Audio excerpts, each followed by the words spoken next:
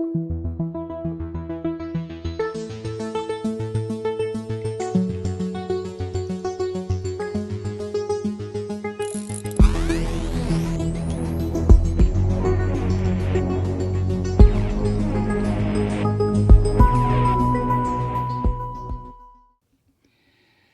Director Christopher Wray gave some testimony today, didn't he? Huh? He said that his agents are pursuing roughly 2,000 cases of domestic terrorism, which is a goddamn huge spike because the FBI is trying to show it's taking the threat of the attacks from these white devils seriously after what happened with Trump's the pro-Trump riot on January 6th. Wray told the Senate Judiciary Committee this morning, quote, "We have significantly grown the number of investigations and arrests," end quote. And he added that the number of such cases has more than doubled since he became FBI director in 2017. Now, he had testified, 6 months ago, if that, I don't know, back in September, that the number of such cases was about 1,000. And by the end of 2020, there were about 1,400. And after January 6th, now we're up to 2,000, according to Christopher Wray. God damn. Now, he also, and I listened to some, this was interesting, the way the questioning was done. And I forget who was doing the questioning at the time, but it was wonderful questioning because the questions were about, what is it with the FBI since Trump was in office, that when there are domestic terrorism cases, or not terrorism, but domestic unrest, any information that the Republicans want on these committees, they get immediately from the FBI, immediately. But as soon as it's right-wing terrorism, honest to God terrorism, perpetrated by these right-wing filth, and the senators ask for information, Democratic senators ask for information from the FBI, it doesn't come. In fact, the questions aren't even answered. Why the disparity? That was part of the questioning today. And Wray also defended the FBI's handling of intelligence in advance of the attack on January 6th, the Trump attack. He said that agents rapidly shared what they were learning with other law enforcement agencies. Well, then where the fuck was the breakdown? I don't know. I want to believe Christopher Wray. He's still the FBI director, even though we have a new administration. But he did concede that the FBI officials are going to review internal practices because January 6th, according to Christopher Wray, was, quote, not an acceptable result, end quote. Well, yeah. Yeah, I would agree with that. But the thing that really gets me, there's a film out right now about the attack on certain members of the Black Panther movement back in the 60s and 70s in Chicago and in Oakland. And this was before the evidence by, who is the senator? The evidence that the COINTELPRO infiltration of peace and justice movements in this country back in the 60s and the 70s. Frank Church, the Church Report. He was a senator from, where was Frank Church from? Somewhere in the Midwest. Was it Wisconsin? I'm not sure. But the Church Report showed clearly how the FBI and the CIA, against the law, the CIA was operating against infiltrating and spying on peace groups in the United States with the sole purpose of setting them up for destruction. See, this is not new. This is going on 40 years ago, 45 years ago, this shit. And after the Church Report, there was an effort to clean up, to prevent the CIA from continuing its filthy shit work here in the United States and to stop the FBI from targeted assassinations against leaders of the Black freedom movement in this country. It seems like that disappeared, huh? So the FBI has a real shitty past. And I'm not talking about 100 years ago. I'm talking about 30, 40 years ago. A shitty past. A past filled with this kind of stuff. How did they kill, was it Fred Hampton? Was he the one that they shot him in his goddamn bed in Chicago? There were so many Black liberation activists who were just fucking murdered. And what were they after? Were they after the presidency? Did they all want to become senators? Did they want to chase the white folk out of executive positions in corporations and take their place? No. What they wanted was to be fucking left alone with the same rights and guarantees of freedom the white people had.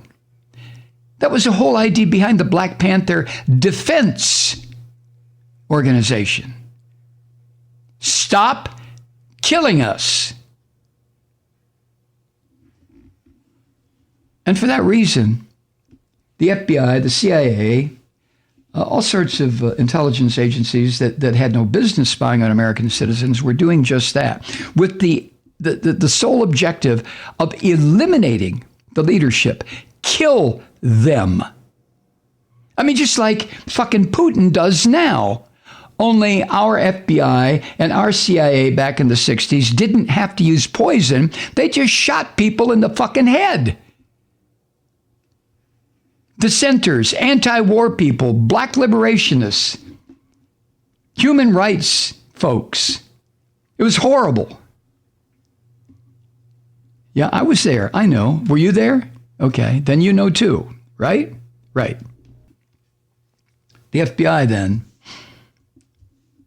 has a pretty shitty history in this country. The CIA did too. And it was Frank Church, Idaho, Frank Church, a senator, a Democrat. I think he was a Democrat, who put together the Church Commission in the early 70s, was it early 70s, which discovered what was happening in this country, how leftists were under surveillance, were being targeted, were being shot, were being jailed. And you never, ever heard of this kind of shit happening. Why didn't they put the Klan under surveillance? Why didn't they put the white nationalist parties under surveillance? But it's all, well, come on, Mike, you know the answer to that. It's because the neo-fascists, the white people, they weren't trying to change the system. They were trying to say, yeah, let's have more slavery. Let's have more unfair treatment of people of color. Let's have more wage disparity. Let's have more Christian fascist bullshit. So why target them? So I have my problems. Maybe you do too, with the FBI. After the Church report, all of this was supposed to be, there's supposed to be all sorts of reform instituted, laws passed. Well, the CIA can't domestically spy anymore. Yeah, okay, sure. And the FBI, look, the I stands for investigation. So why isn't the FBI pushing out voluminous reports on the racist son of a bitches, the Christian fascists? Why don't they label them? Christian fascists are preaching from the pulpit the destruction of this country and its replacement with a theocracy. Why aren't they doing that? I have my ideas. This morning, Senator Durbin, Democrat of Illinois, who's the committee chairman, kept asking Ray why the Bureau shared a situation report, or how the FBI shared that report, which was prepared by the FBI's Norfolk field office the day before the riot. And that report warned of specific appeals for violence, including a call for war, W-A-R, war, at the Capitol. And at a hearing last week, if you remember, the D.C. police chief and the former Capitol police chief conceded that their agencies had received the warning, but they suggested that the FBI should have been more aggressive in sounding the alarm. What the fuck? What is more aggressive than saying, hey, a bunch of thugs, gangsters, neo-Nazi right-wing terrorists in the thousands are going to attack the United States and try to involve the country in a war? I mean, that's not explicit enough?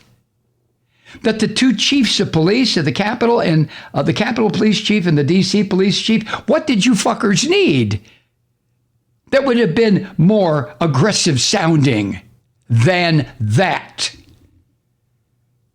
God.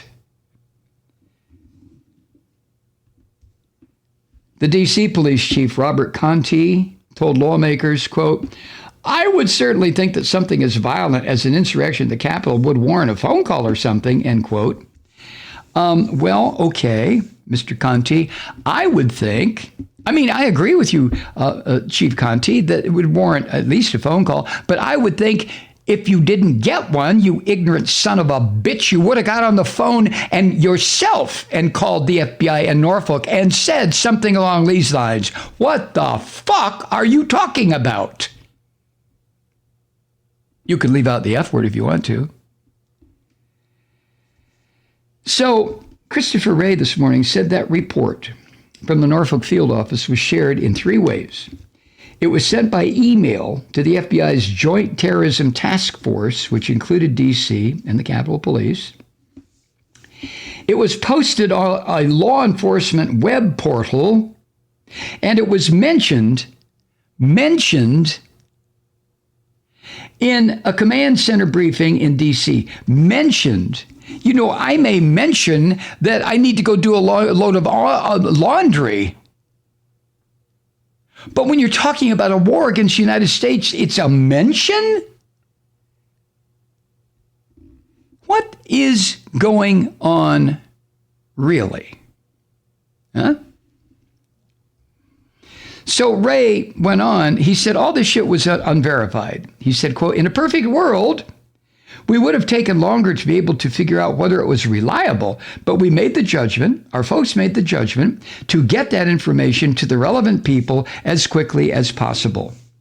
With a mention in a command center briefing, with an email, with a posting on a law enforcement web portal, that constitutes Director Wray getting the information to the relevant people as quickly as possible?